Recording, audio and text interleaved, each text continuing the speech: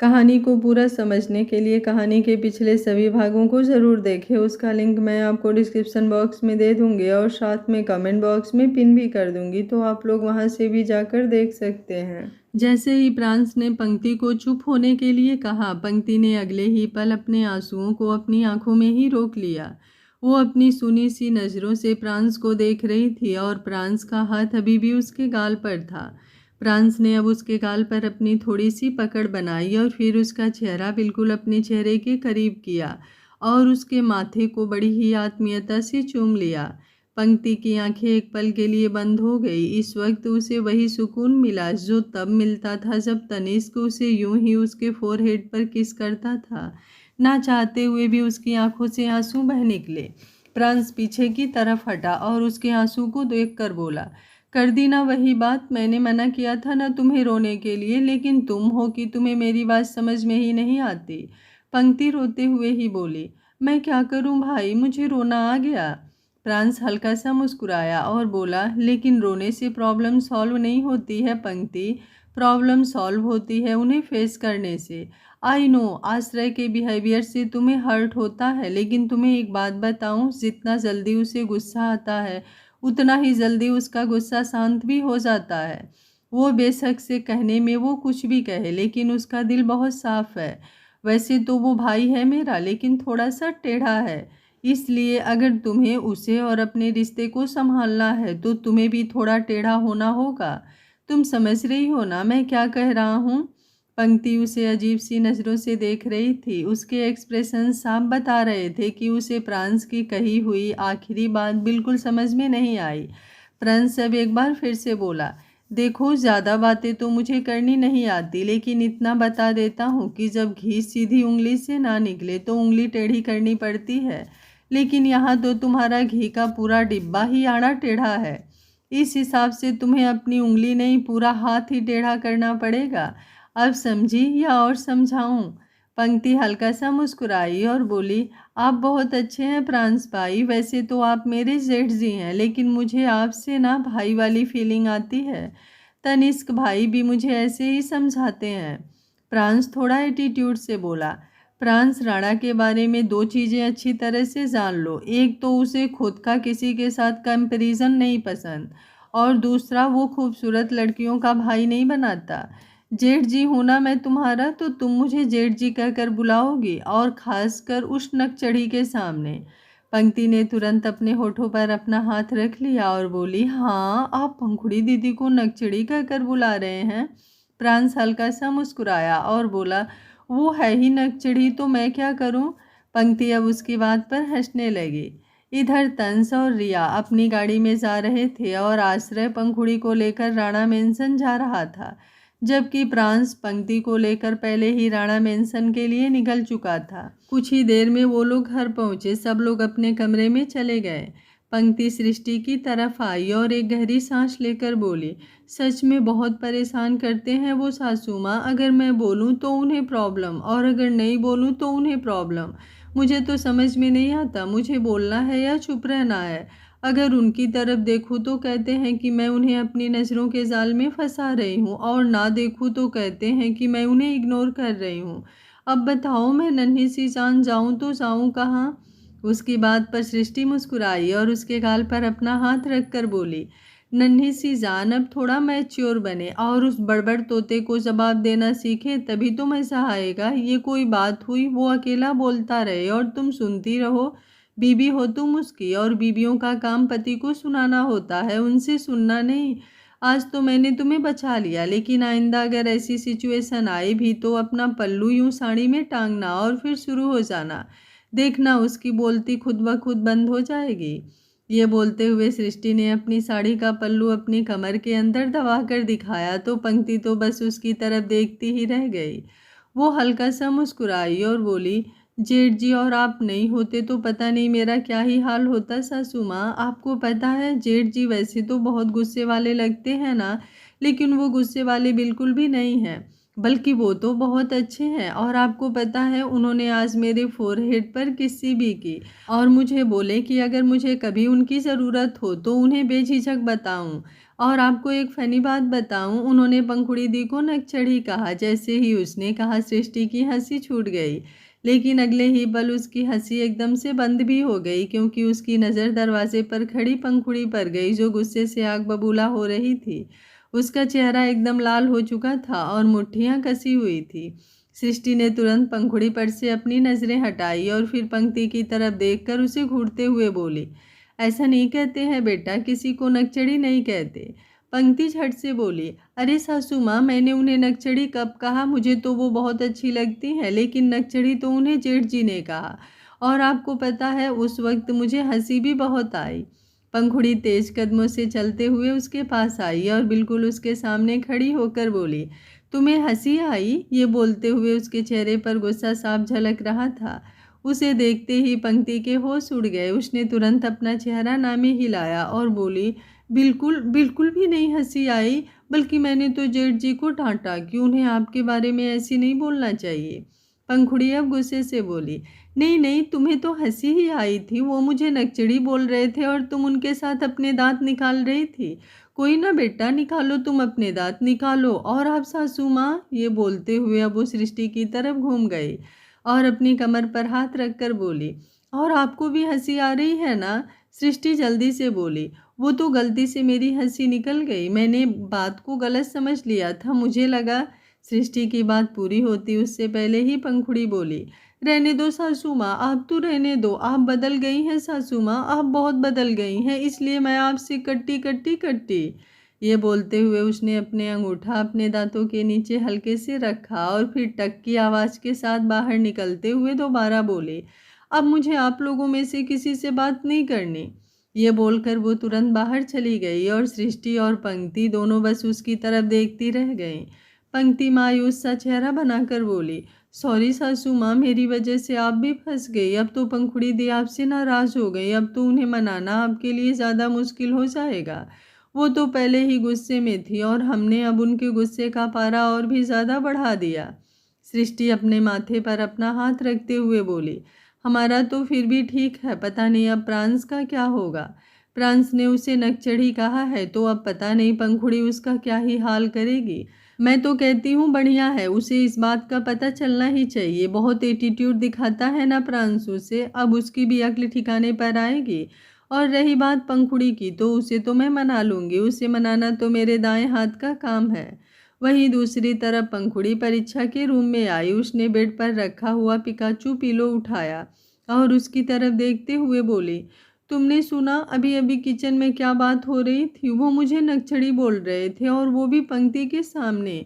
एक यहाँ मैं उनके प्यार में पागल हो रही हूँ, उनके लिए तड़प रही हूँ, और वो मुझे सबके सामने नकचढ़ी बोल रहे हैं। अब तो मुझे सच में उनसे कोई बात नहीं करनी, ना सासू माँ से कोई बात करनी है। और पंक्ति, उसकी तरफ तो मैं देखूंगी भी नहीं। 4 दिन नहीं हुए उसे इस घर में आए और उसने मेरी सासू माँ को भी मुझसे छीन लिया और इनके साथ मिलकर मेरा मजाक भी उड़ा रही है। ये बोलते हुए उसने क्यूट सा फेस बनाया हुआ था। वहीं दूसरी तरफ फ्रांस की गाड़ी पार्किंग एरिया में आकर रुकी और वो गाड़ी से बाहर निकलकर अंदर की तरफ आया। अंदर आते हुए उसने एक नज़र परीक्षा के रूम में देखा और रूम का दरवाज़ा खुला देखकर वो समझ गया कि पंखुड़ी अभी भी परीक्षा के रूम में है। वो तिरछा मुस्कुराकर बोला, मैं भी देखता हूँ तुम कब तक मुझसे दूर रहती हो। आज सुबह कपड़े लेने के लिए रूम में आई थी और मैंने तुम्हें कपड़े दे दिए, लेकिन अब जब तुम रूम में आओगी तो मैं तुम्हें कपड़े दूंगा नहीं, बल्कि तुम्हारे कपड़े। ये बोलते बोलते वो चुप हो गया था, लेकिन उसके चेहरे पर उसकी नोटी स्माइल काफ़ी कुछ बोल रही थी। मेंशन सब लोग डाइनिंग टेबल पर इकट्ठा हो रहे थे। सृष्टि और पंक्ति दोनों मिलकर डिनर लगा रही थी। सृष्टि पंक्ति की तरफ देखते हुए बोली, तुम कॉलेज कब से कंटिन्यू कर रही हो पंक्ति? अचानक से सृष्टि का सवाल सुनकर पंक्ति ने नज़रें उठाकर उनकी तरफ देखा। उसके चेहरे पर इस वक्त थोड़ी परेशानी झलक रही थी। वो काफ़ी दिन से कॉलेज नहीं गई थी और उसका जो आखिरी दिन कॉलेज में था वो भी बहुत ही ज़्यादा खराब था। अब उसे कॉलेज जाने में भी डर लग रहा था। वो धीमे से बोली, शायद अभी नहीं सासू माँ। अभी वो बोल ही रही थी कि फ्रांस, जो सीढ़ियाँ उतरते हुए उन दोनों की बात सुन रहा था, वो डाइनिंग टेबल के पास आकर चेयर पर बैठते हुए बोला, क्यों, अभी क्यों नहीं? जहाँ तक मुझे पता है तुम्हारा कॉलेज तो रेगुलर चल रहा है, तो तुम अपनी क्लासेस कंटिन्यू क्यों नहीं कर रही हो?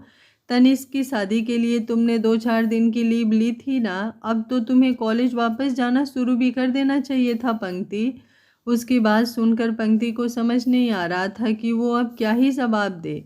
वो मना भी नहीं कर सकती थी, लेकिन कॉलेज जाने की हिम्मत भी उसके अंदर नहीं थी।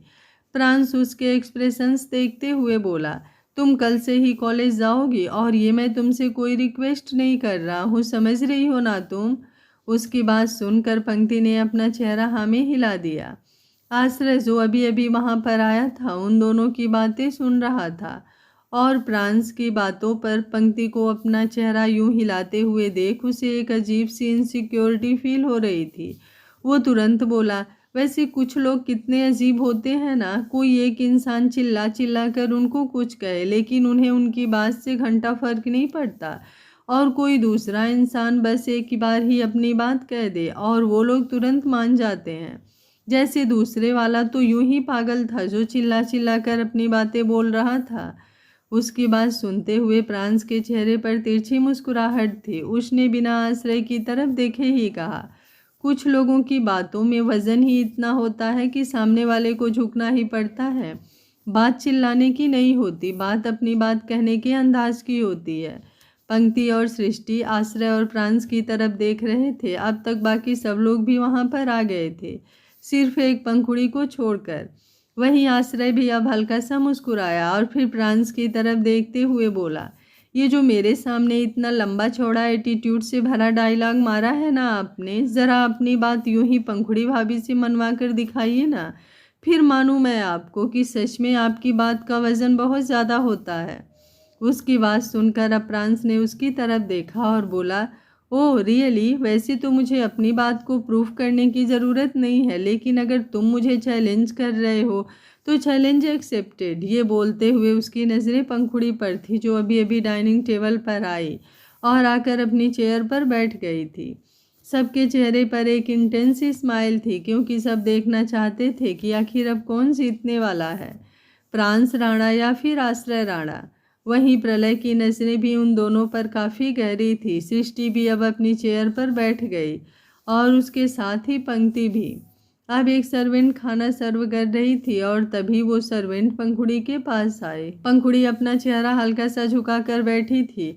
उसे सब पर गुस्सा तो बहुत आ रहा था, लेकिन वो बस वहाँ पर खाना खाने आई थी। उसने सोच लिया था कि वो बस अपना खाना खाएगी और किसी से कोई बात नहीं करेगी।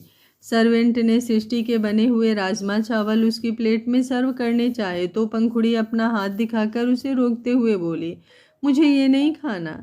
सृष्टि उसका जवाब सुनकर हैरान रह गई। राजमा चावल और पंखुड़ी रिजेक्ट मार दे, ऐसा तो हो ही नहीं सकता था। ये तो उसके फेवरेट थे। बेशक से वो कुछ भी छोड़ सकती थी, लेकिन राजमा चावल तो बिल्कुल भी नहीं। बाकी सब लोग भी हैरानी से पंखुड़ी की तरफ ही देख रहे थे और सबसे ज़्यादा हैरान तो प्रांश खुद था। सृष्टि जल्दी से बोली, लेकिन तुम्हें राजमा चावल क्यों नहीं खाने पंखुड़ी? राजमा चावल तो तुम्हारा फेवरेट है ना? पंखुड़ी ने उसकी बात सुनी, लेकिन उसे जवाब देने की बजाय उसने उस सर्वेंट की तरफ देखते हुए कहा, मुझे राजमा चावल नहीं, बस सिंपल दाल रोटी खानी है, मुझे बस वो दे दो, इसके अलावा मुझे और कुछ नहीं खाना। उसकी इस बात ने प्रांश को और भी ज़्यादा हैरान किया, क्योंकि सिंपल दाल रोटी तो पंखुड़ी का स्टाइल ही नहीं था। वो तो जब तक चटपटा और मसालेदार ना खाए तब तक उसका खाना पूरा नहीं होता था। अचानक ही उसे आश्रय का चैलेंज याद आया, तो वो पंखुड़ी की तरफ देखते हुए बोला, तुम राजमा चावल ही खाओगी? ये बोलकर उसने वापस उस सर्वेंट की तरफ देखा और बोला, चुपचाप इन्हें राजमा चावल सर्व करो। उसकी बात सुनकर सर्वेंट ने पंखुड़ी की प्लेट में राजमा चावल सर्व करने शुरू कर दिए और पंखुड़ी ने भी अब कुछ नहीं कहा। प्रांश ने अपना चेहरा घुमाकर आश्रय की तरफ देखा और हल्का सा मुस्कुरा कर बोला, और कोई प्रूफ चाहिए क्या? इंसान का जो करने का मन ना हो वो भी प्रांश राणा उससे करवा सकता है। अभी वो बोल ही रहा था कि पंखुड़ी अपनी जगह से उठकर उसकी तरफ आई और अपने हाथ में पकड़ी हुई राजमा चावल की प्लेट उसके सामने रखते हुए बोली, अगर आपको ये राजमा चावल खाने हैं तो आप बेशक से खा लीजिए, लेकिन मुझे इन्हें खाने में कोई इंटरेस्ट नहीं है। मुझे जो खाना है वो मैं खुद से ले लूँगी। और हाँ, आपको नकचढ़े लोगों का ख्याल रखने की कोई ज़रूरत नहीं है। बेहतर होगा आप क्यूट क्यूट और इनोसेंट लोगों का ख्याल रखें, जो आपके साथ मिलकर लोगों का मजाक उड़ाते हैं। ये बोलते हुए उसकी नज़रें पंक्ति पर थी। पंक्ति को जगह नहीं मिली कहीं जाकर दुबक कर छुपने की, वरना वो पक्का दुबक जाती। उसकी बात सुनते हुए प्रांस के चेहरे की हवाइयाँ उड़ चुकी थी। वहीं आश्रय जोरों से हंसने लगा था। रागिनी जो वहीं साइड में बैठी थी उसकी भी हंसी छूट गई। वो आश्रय की तरफ देखते हुए बोली, आज तो छोटे मियाँ बाजी जीत गए। क्या बात है? प्रांस जो हैरानी से पंखुड़ी की तरफ देख रहा था, उसके चेहरे पर गुस्सा झलकने लगा।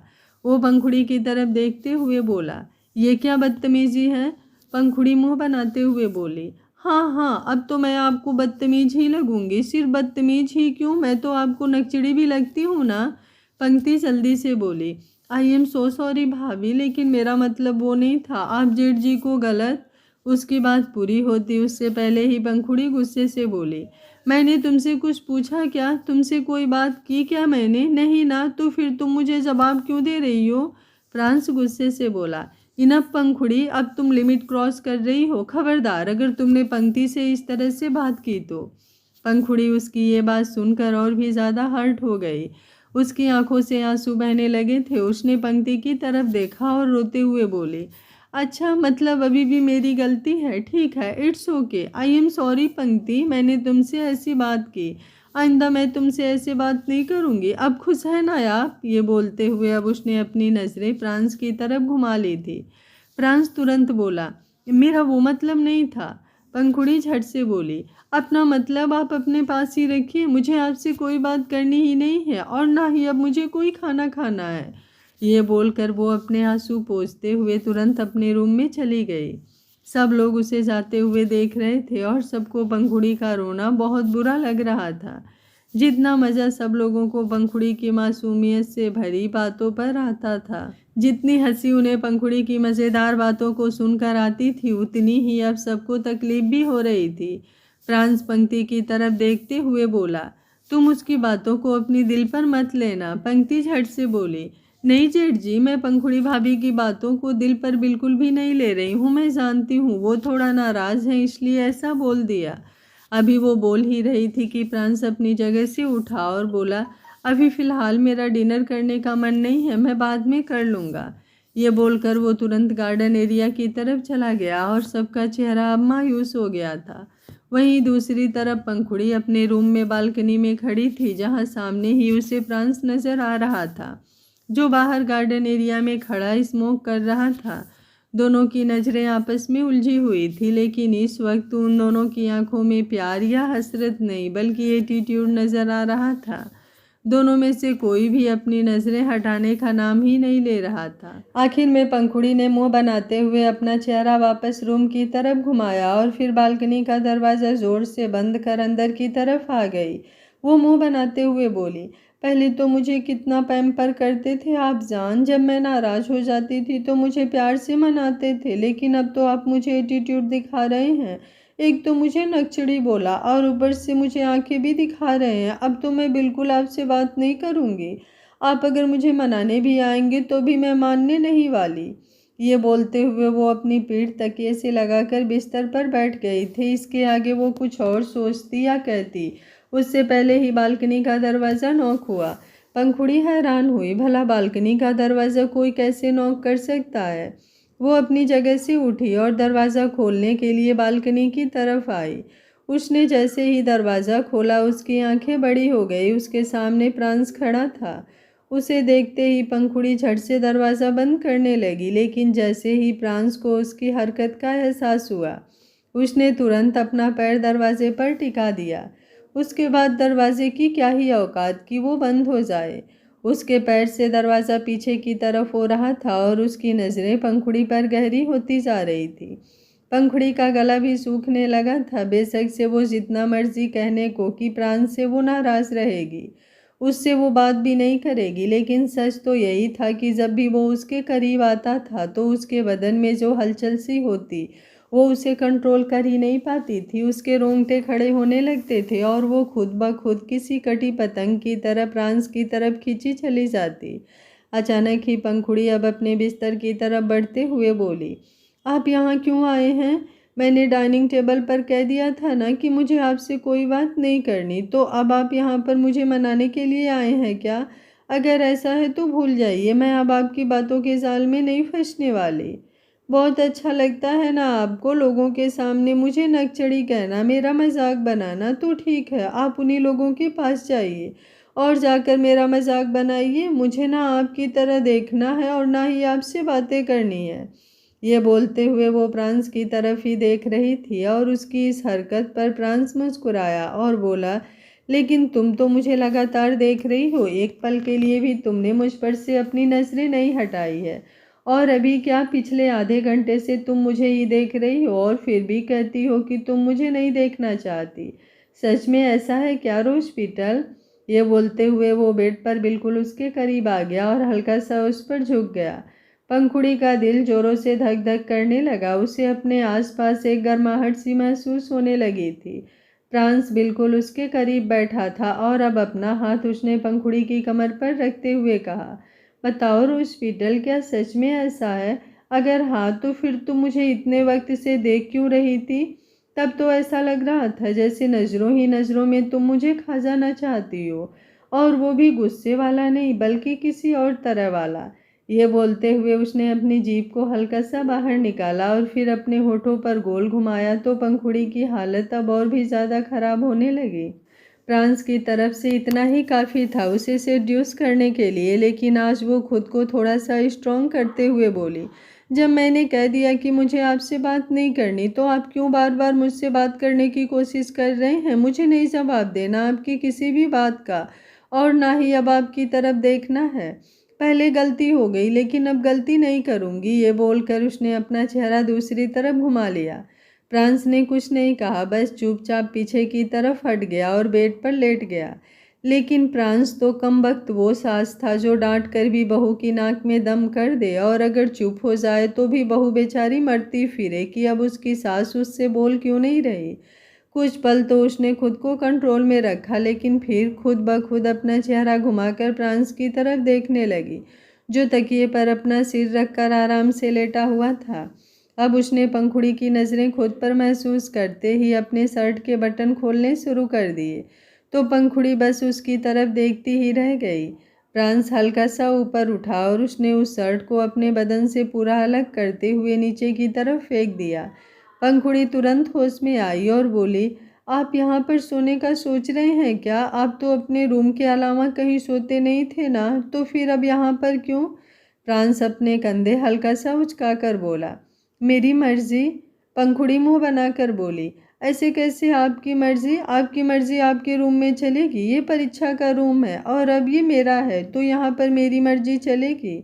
अभी वो बोल ही रही थी कि अचानक ही फ्रांस ने पंखुड़ी का हाथ पकड़कर उसे अपने करीब खींच लिया और बोला, अच्छा सच में ये तुम्हारा रूम है?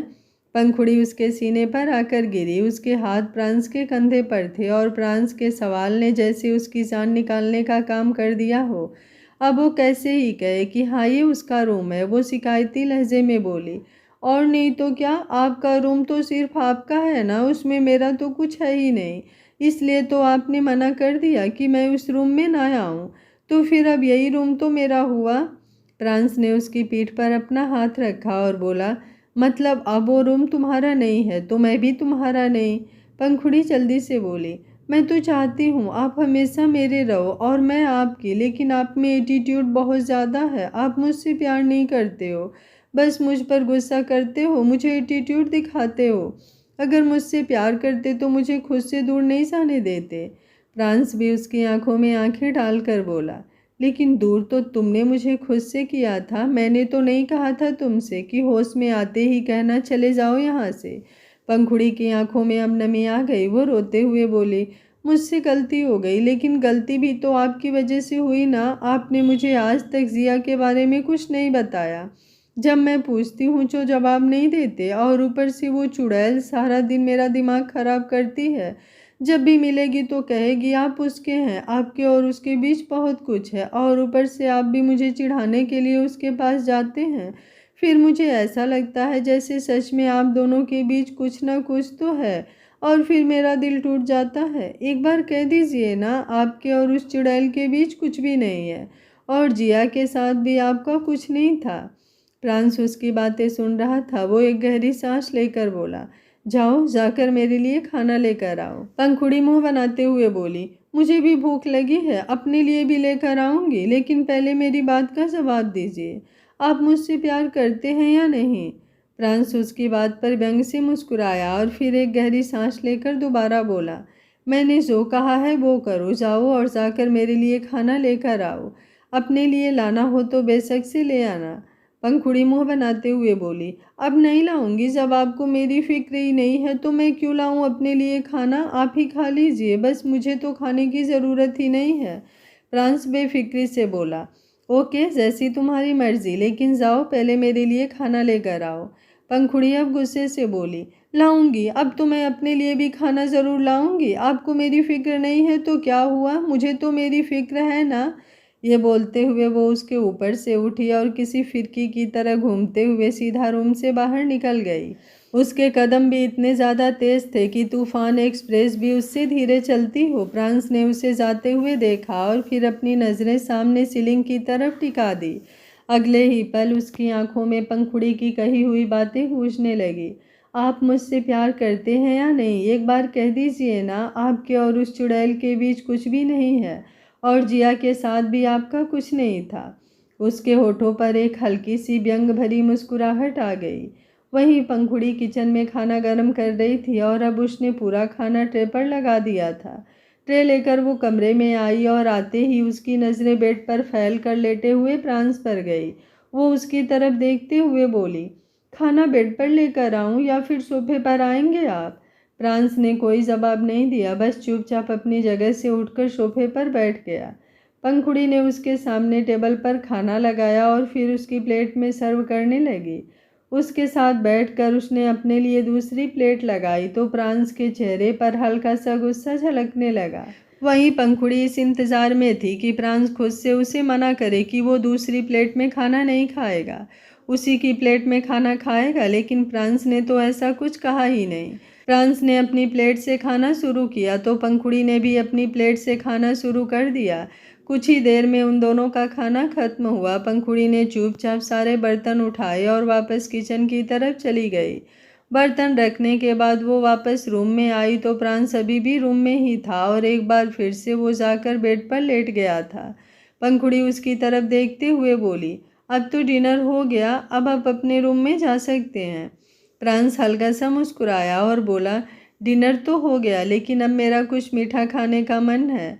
पंखुड़ी तुरंत बोली, बता दीजिए आपको क्या खाना है, मैं वही ला दूंगी। किचन में मीठे में खीर भी रखी है, आइसक्रीम भी रखी है, चॉकलेट भी रखी है और काफ़ी सारी स्वीट्स भी रखी है। प्रांस उसकी बात पर हल्का सा मुस्कुराया और फिर अपनी 2 उंगलियों को ऊपर की तरफ उठाकर उसे करीब आने का इशारा करते हुए बोला, इधर आओ, मैं बताता हूँ तुम्हें मुझे कौन सी स्वीट डिश चाहिए। उसकी बात सुनकर मासूम सी पंखुड़ी उसकी तरफ बढ़ गई। बिना ये सोचे कि प्रांस सब कौन सी स्वीट डिश खाने वाला है, वो कुछ बोलने को हुई कि उससे पहले ही प्रांस ने उसकी बोलती बंद कर दी। प्रांस के प्यार को महसूस कर पंखुड़ी के तन बदन में सिहरन सी महसूस होने लगी। उसके रोंगटे खड़े होने लगे थे और वो भी प्रांस को रिस्पॉन्स देने लगी, लेकिन तभी प्रांस पीछे की तरफ हट चुका था। पंखुड़ी उसकी तरफ देखते हुए बोली, आप मेरे साथ गलत कर रहे हैं जान, आप मुझे ऐसे छोड़कर नहीं जा सकते। प्रांस मुस्कुराया और बोला, क्या करूं, तुम गलतियां ही इतनी करती हो हॉस्पिटल कि मेरे पास और कोई ऑप्शन नहीं है। जिस दिन तुम अपनी गलतियां सुधार लोगी ना, आई प्रॉमिस, मैं तुम्हें बहुत ज़्यादा प्यार करूंगा, बहुत ज़्यादा सुकून भी दूंगा। ये कहते हुए प्रांस मुस्कुराया और बाहर चला गया। और इधर कभी पंखुड़ी के चेहरे पर प्रांस के लिए गुस्सा झलकता तो कभी वो खुद से ही शर्माने लगती। साफ पता चल रहा था कि प्रांस का एहसास अभी भी उसे महसूस हो रहा है। वहीं दूसरी तरफ आश्रय और पंक्ति भी इस वक्त अपने रूम में थे और पंक्ति बेड पर आश्रय के साथ ही लेटी हुई थी। वैसे तो आश्रय उस पर बहुत ज़्यादा नाराज़ था, लेकिन पंक्ति जब सोफे पर लेटी एक बार फिर से नींद में रोने लगी तो आश्रय उसे अपनी गोद में उठाकर बिस्तर पर ले आया था। पंक्ति का नींद में रोना सुनकर उसे बहुत अजीब लग रहा था।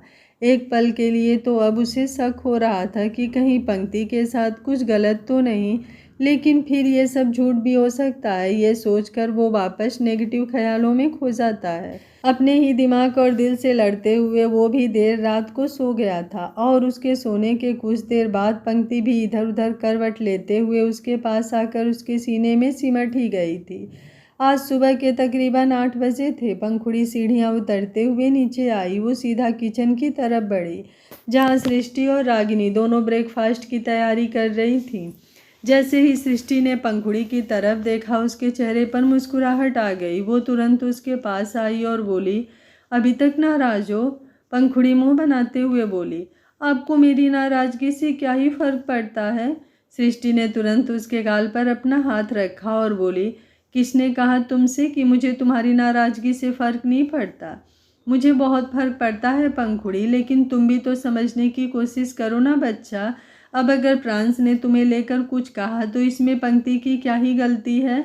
और जिस तरह से पंक्ति ने मुझे वो बात बताई, मुझे सच में हंसी आ गई। आई प्रॉमिस आइंदा ऐसी बातों पर नहीं हंसूंगी। अब तो मान जाओ ना बच्चा। पंखुड़ी ने मुंह बनाया और बोली, मैं मान जाऊंगी, लेकिन पहले आप प्रॉमिस कीजिए कि आप पंक्ति से ज़्यादा प्यार मुझे करेंगे।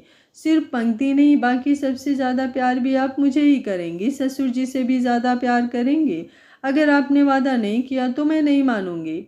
उसकी बात सुनकर रागिनी तुरंत बोली, जो चीज़ प्रांस राणा नहीं करवा पाया वो पंखुड़ी राणा ज़रूर करवाएगी। प्रलय भाई ने तो प्रांस के लिए तुम्हें नहीं छोड़ा था सृष्टि, लेकिन अब लगता है पंखुड़ी के सामने और किसी की चलेगी ही नहीं। सृष्टि मुस्कुराई और बोली, ठीक है, मैं वादा करती हूँ मैं सबसे ज़्यादा प्यार और अटेंशन तुम्हें ही दूंगी। अब तो खुश?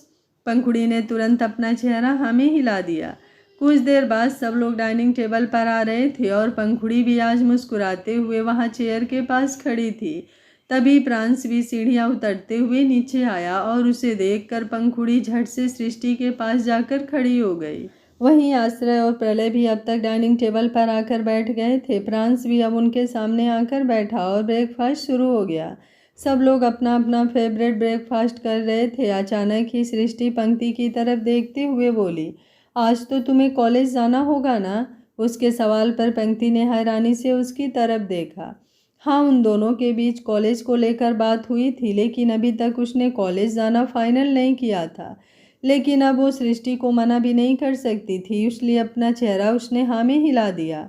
वहीं आश्रय हैरानी से उसकी तरफ देख रहा था। उसे श्रव्य और उसके दोस्त याद आने लगे थे।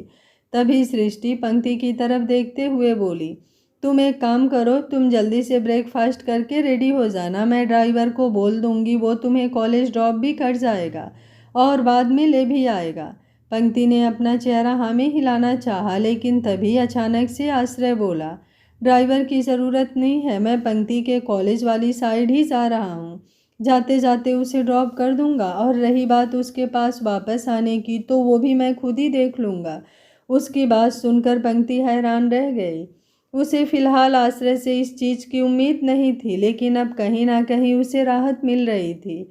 उसे अंदर से एक कॉन्फिडेंस सा फील हो रहा था। वहीं पंखुड़ी और प्रांस भी एक दूसरे को टुकुर टुकुर देख रहे थे।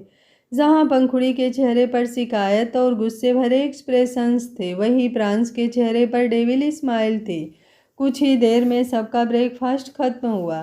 पंखुड़ी कुछ बोलने को हुई, लेकिन तभी सीढ़ियां उतरकर अभी अभी वहां पर आया प्रांस सृष्टि की तरफ देखते हुए बोला, आज दोपहर में मेरे लिए लंच भिजवा देना, और हाँ, किसी सर्वेंट से मत भिजवाना, मुझे बिल्कुल पसंद नहीं कोई मेरे टिफ़िन को हाथ लगाए।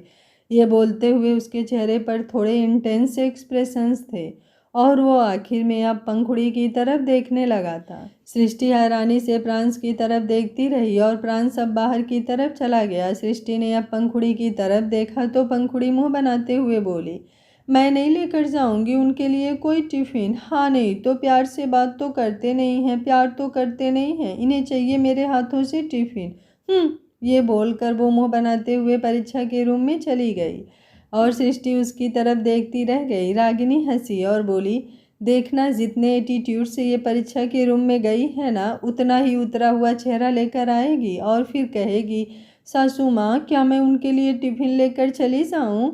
ये बोलते हुए रागिनी ने पंखुड़ी की तरह मुंह बनाया तो सृष्टि भी हंसने लगी, लेकिन जल्दी ही उसने अपनी हंसी को कंट्रोल कर लिया तो रागिनी की हंसी एक बार फिर से छूट गई। वो तुरंत बोली, पहली बार ऐसी सास देखी है जो अपनी बहू से डर रही है और डर के मारे ढंग से हंस भी नहीं पा रही है।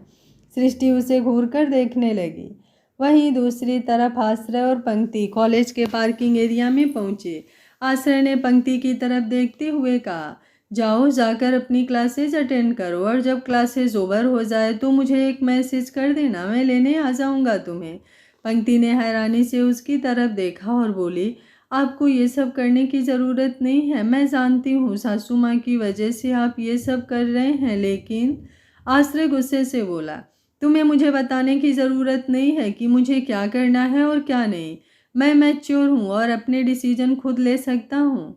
उसकी बात सुनकर पंक्ति तुरंत गाड़ी से बाहर निकल गई और जल्दबाजी में वो अपना फ़ोन भी ले जाना भूल गई। गाड़ी से बाहर निकलकर वो तुरंत अंदर की तरफ चली गई और आश्रय गाड़ी घुमाने लगा, लेकिन तभी उसकी नज़र पंक्ति के फ़ोन पर गई।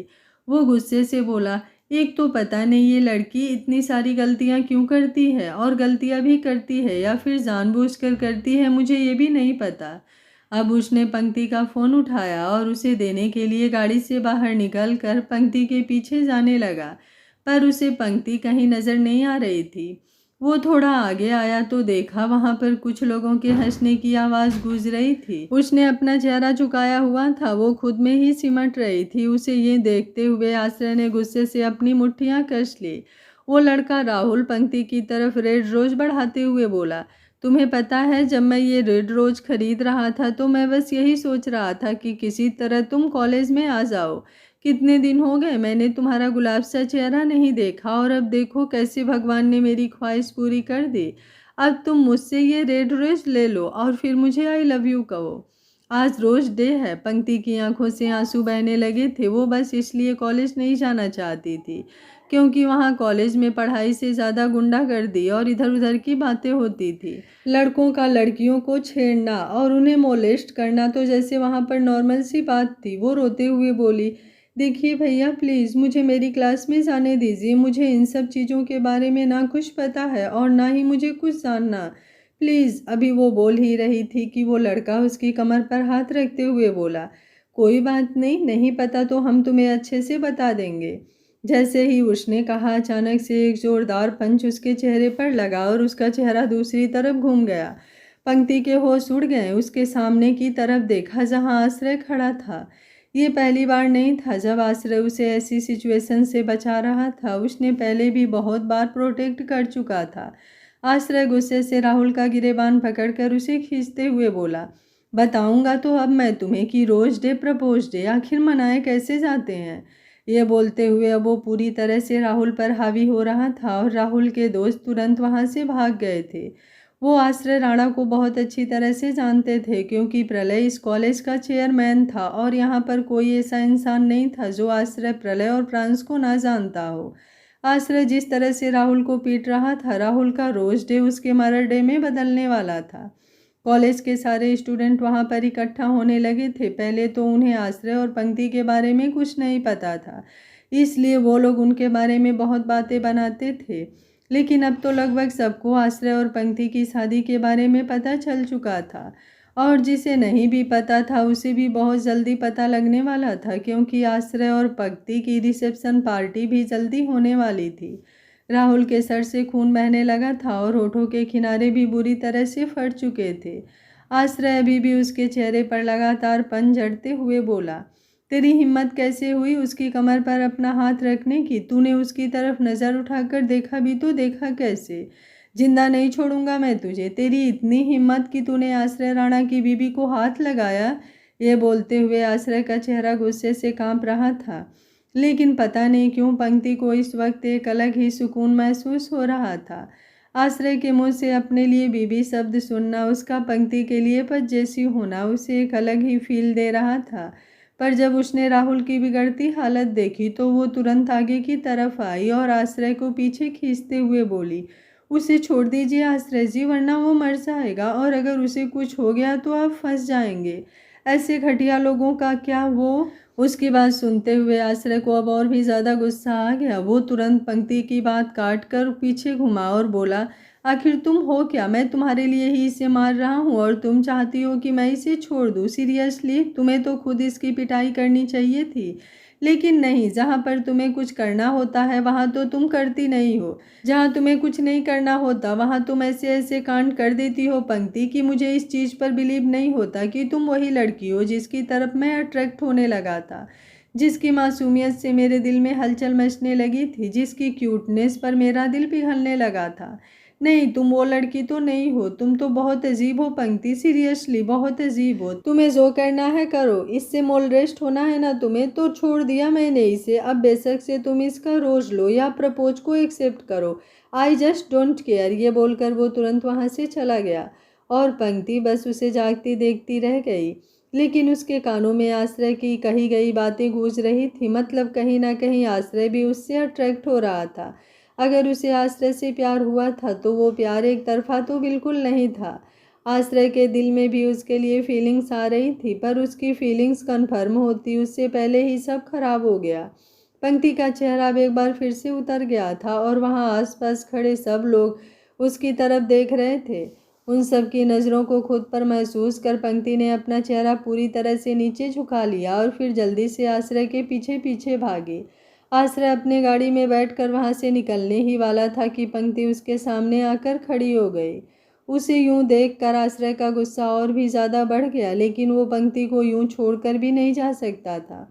उसने जोर से अपना हाथ स्टीयरिंग पर मारा और बोला, आई जस्ट हेट हर। वहीं गाड़ी के सामने खड़ी पंक्ति अपनी आंखों में आंसू लिए उसकी तरफ देख रही थी और आंसुओं के अलावा उसकी आंखों में एक चीज़ और थी, आश्रय के लिए प्यार और बहुत सारा प्यार। उसने गाड़ी का दरवाज़ा खोला तो पंक्ति तुरंत गाड़ी में आकर बैठ गई और कुछ बोलने को हुई, लेकिन उससे पहले ही आश्रय लगभग से चिल्लाकर बोला, चुप, बिल्कुल चुप। मुझे तुम्हारे मुंह से एक शब्द नहीं सुनना पंक्ति, इसलिए बेटर होगा तुम चुप रहो, वरना मैं तुम्हें अभी इसी वक्त इस गाड़ी से बाहर निकाल दूंगा। उसकी बात सुनकर पंक्ति अब बिल्कुल चुप रही और आश्रय ने गाड़ी वापस की तरफ बढ़ा दी। वो उसे लेकर वापस राणा मेंशन भी नहीं जा सकता था, वरना सबको अभी हुए कांड के बारे में पता चल जाता, इसलिए वो उसे ऑफिस लेकर जा रहा था। वहीं दूसरी तरफ जैसे तैसे पंखुड़ी ने 3-4 घंटे परीक्षा के रूम में बिता दिए, लेकिन अब वो बेचैन सी होने लगी थी और उसके कानों में प्रांस की कही हुई बातें गूंजने लगी थी। वो अपनी जगह से उठी और फिर बाहर की तरफ आई, जहाँ सृष्टि लंच प्रिपेयर करवा रही थी। वो आकर उसके सामने खड़ी हुई और बोली, सासू माँ, क्या मैं उनके लिए ऑफिस में लंच ले जाऊँ? उसकी बात सुनकर रागिनी, जो वहीं साइड में खड़ी पानी पी रही थी, अचानक से उसे खांसी छूटी और उसके मुंह से पानी का फव्वारा छूट पड़ा। आज का पार्ट आप लोगों को कैसा लगा कमेंट बॉक्स में अपनी राय ज़रूर दीजिएगा। कहानी अच्छी लग रही है तो वीडियो को लाइक, शेयर एंड चैनल को सब्सक्राइब कर लीजिएगा। Thank you for watching. मिलते हैं कहानी के अगले भाग में।